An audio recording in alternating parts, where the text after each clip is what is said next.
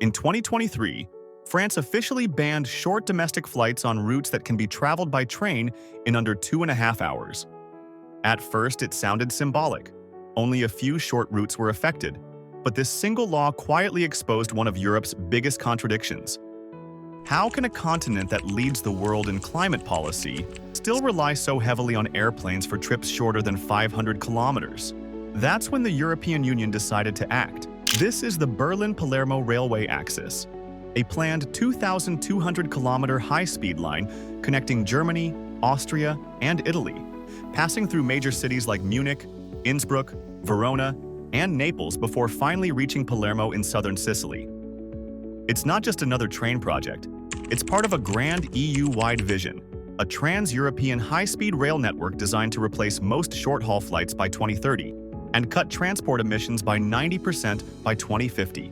Because today, aviation makes up nearly 14% of all EU transport emissions.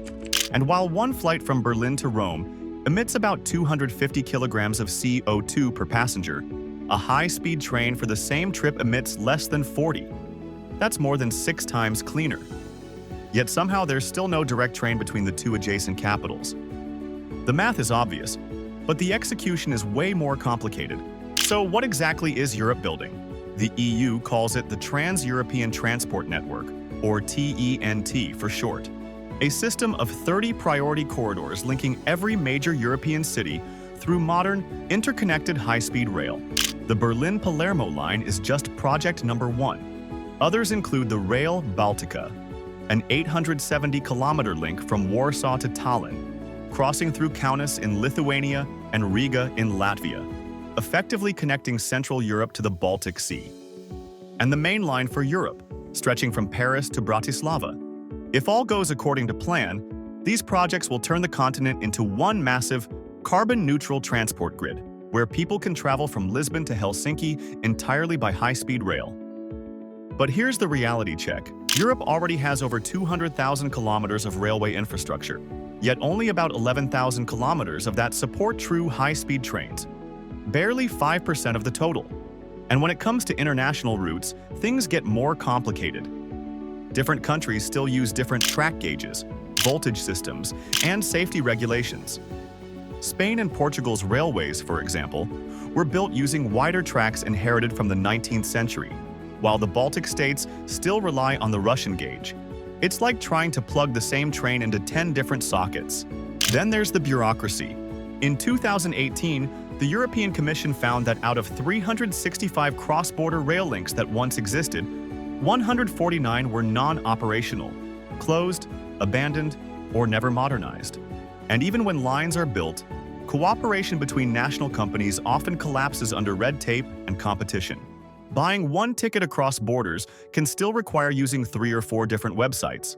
And if one train is late, the next company won't wait for you. And of course, cost is another massive barrier. Building high-speed tracks in Europe can reach $40 million per kilometer, which means a single corridor could cost more than the GDP of a small country. That's why, even with a €100 billion budget allocated for 2021 to 2027, the EU is still far from completing its vision. To put it simply, the dream is unified, but the budgets and politics are not.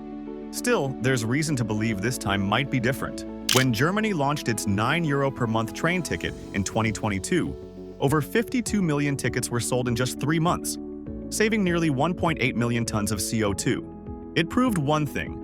If trains are affordable and easy to use, people will choose them. And that's exactly what the EU is betting on. Because the potential impact is enormous. 17 of the 20 most frequented flight routes in Europe cover distances under 700 kilometers. Nearly all of them can be replaced by rail. We've already seen it happen.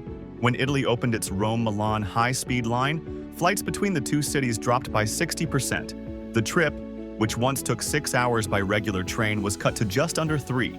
The Eurostar train now carries 80% of passengers between London and Paris. It's not just greener, it's faster, simpler, and often cheaper once airports are factored in. But for Europe to truly replace planes with trains, it needs more than infrastructure. It needs cultural change. For decades, air travel symbolized freedom and modernity. Railways felt outdated, slow, and bureaucratic. Now, that image is flipping. Governments are already phasing out short-haul flights, Airlines are partnering with rail operators, and countries like Austria are rebranding overnight trains as the new business class. So maybe Europe's next great revolution won't be digital, but physical. A continent rediscovering the rails that built it in the first place. Because in the end, the future of green travel might not fly at all.